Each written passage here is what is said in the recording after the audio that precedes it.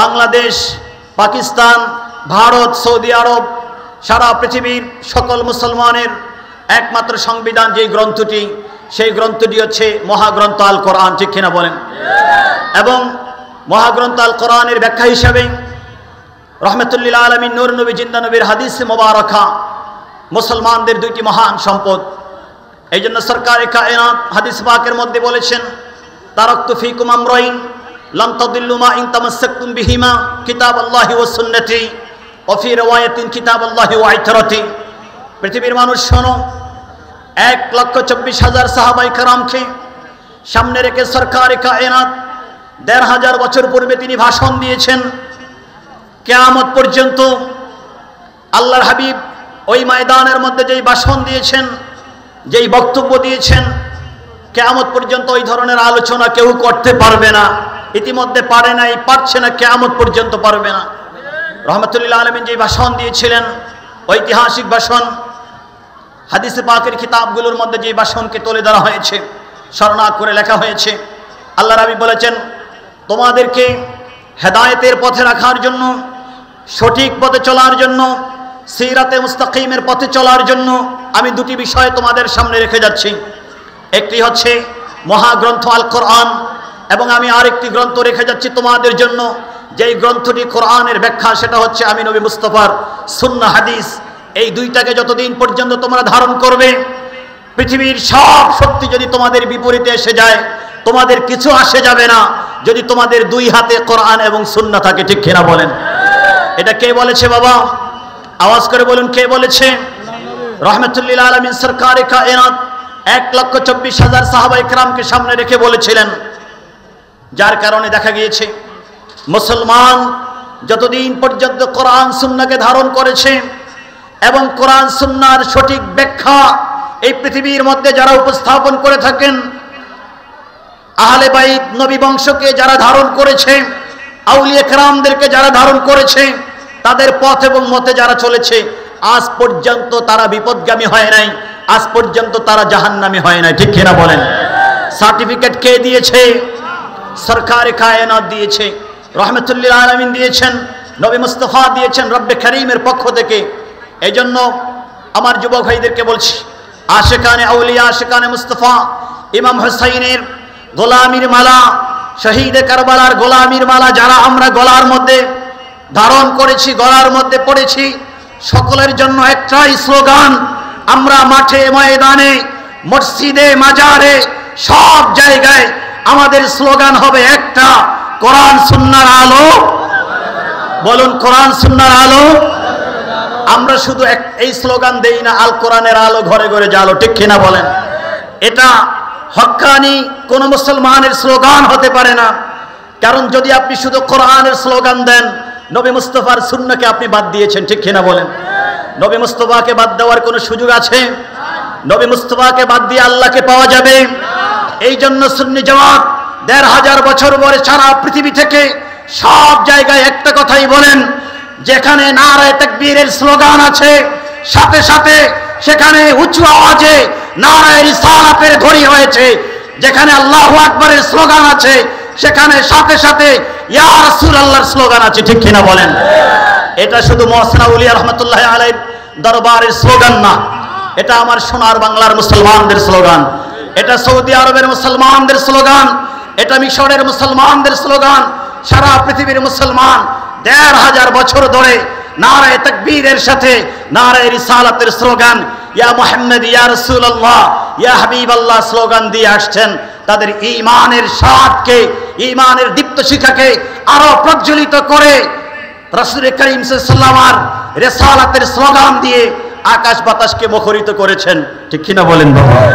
এজন্য যতদিন পর্যন্ত আমাদের প্রাণ আছে, যতদিন পর্যন্ত আমরা বেঁচে থাকব, যেখানে যাব নারায়ে তাকবীরের স্লোগান, এর পাশাপাশি নারায়ে রিসালাতের স্লোগানকে আমরা ছেড়ে দিব। এজন্য নারায়ে রিসালাতকে বাদ দিয়ে আমরা কোনো কৌশল করব না। ইতিমধ্যে বের হয়ে গেছে, নারায়ে রিসালাতকে বাদ দেওয়ার জন্য লিল্লাহে তাকবীর আরম্ভ হয়ে গেছে, ঠিক কিনা বলেন? লিল্লাহে তাকবীর যখন বলা হয়, তখন শুধু স্লোগান আছে আল্লাহু আকবার, দ্বিতীয় অপশন আর আসে না। এই জন্য কৌশলে নারায়ে রিসালাত এই ময়দানে আর থাকতে দেওয়া যাবে না। এই জন্য লিল্লাহি তাকবীরের মতো স্লোগানকে আরম্ভ করা হয়েছে, ঠিক কিনা বলেন? কিন্তু আমরাও বলছি মোহসেন আউলিয়া রহমতুল্লাহ আলাইহির মাজারে পাকে, শাহ আমানত রহমতুল্লাহ আলাইহির মাজারে পাকে, 12 আউলিয়ার এই চট্টগ্রামে, বাবা শাহজালালের এই বাংলায়, মাইজ ভান্ডার দরবার শরীফের এই দেশে, বাগে শ্রীকোটের আউলিয়া কেরামের পদচারণা যেই দেশে পড়েছে, শাহনশাহে বাগদাদের আওলাদদের পদচারণা যেই দেশে চলেছে পড়েছে, ওই দেশে নারায়ে তাকবীরের স্লোগান যতদিন থাকবে ততদিন পর্যন্ত ওই দেশের আকাশে বাতাসে সব জায়গায় ইয়া রাসূলুল্লাহ বলে নারায়ে রিসালাতের স্লোগান থাকবে, ঠিক কিনা বলেন? আমরা নারায়ে তাকবীরের স্লোগানও দিব, নারায়ে রিসালাতের স্লোগানও দিব। আল্লাহ যেন আমাদেরকে আমরণ এভাবে থাকার তৌফিক দান করবেন, আল্লাহুম্মা আমিন। যে কোরআনে কারীম আমরা ধারণ করেছি, যে কোরআনে কারীম আমার হাতে আমি তুলে ধরেছি আপনাদেরকে দেখানোর জন্য, আপনারা আমার সাথে বলেন, এই কোরআনে কারীম সরকারের শানকে বাড়ানোর জন্য এসেছে নাকি সরকারের শানকে কমানোর জন্য এসেছে? আপনারা আমার কথা বুঝতে পারছেন? আপনারা বলেন। এখানে ওলামায়ে কেরাম আছেন, আপনারা বিভিন্ন শিক্ষিতরা আছেন, বিভিন্ন মহলের এখানে আপনারা সবাই আছেন। কোরআনে কারীমের 114টি সূরা রব্বে কারীম সূরাতুল ফাতিহা দিয়ে কোরআনে কারীম আরম্ভ করেছেন। আর কোরআনে কারীম শেষ করেছেন কোন সূরা দিয়ে? সূরাতুল আন-নাস দিয়ে। সূরাতুল ফাতিহা দিয়ে পবিত্র কোরআন আরম্ভ করা হলো 1 নম্বর সূরা, সূরাতুন নাস দিয়ে পবিত্র কোরআনকে শেষ করা হলো। 6666টি আয়াত দিয়ে পবিত্র কোরআনকে রব্বে কারীম সাজিয়ে তুললেন। অসংখ্য অগণিত হরফ দিয়ে, শব্দ দিয়ে, নুকতা দিয়ে, হারাকা দিয়ে কোরআনে কারীমকে সাজানো হলো। একজন পারলে একটু দাঁড়িয়ে বলেন, কোরআনে কারীমের একটা হরফের মাধ্যমে সরকারের শানকে খাটো করা হয়েছে, এইরকম কোন হরফ কি কোরআনে কারীমের মধ্যে আছে? এইরকম কোন শব্দ কোরআনে কারীমের মধ্যে আছে? নাই বাবা। একটা সূরাও নাই, একটা হরফও নাই, একটা শব্দও নাই, একটা আয়াতও নাই, একটা নুকতাও নাই, একটা হারাকাতও নাই। বরং বিসমিল্লাহর বায়ের নিচে যেই নুকতা রয়েছে ওই নুকতা থেকে আরম্ভ করে কোরআনে কারীমের সূরাতুন নাসের শেষ পর্যন্ত প্রত্যেকটা হরফে, শব্দে, হারাকাতে, নুকতায় যার শান রব্বে কারীম লিখে দিয়েছেন, বর্ণনা করেছেন, তিনি হচ্ছেন একমাত্র ব্যক্তি, সরকারে কায়নাত, ফখরে মওজুদাত, নূর নবী, জিন্দা নবী, হায়াতুন নবী, হাবিবে মুহাম্মদুর রাসূলুল্লাহ সাল্লাল্লাহু আলাইহি ওয়াসাল্লাম। আওয়াজ করে বলুন ঠিক কিনা?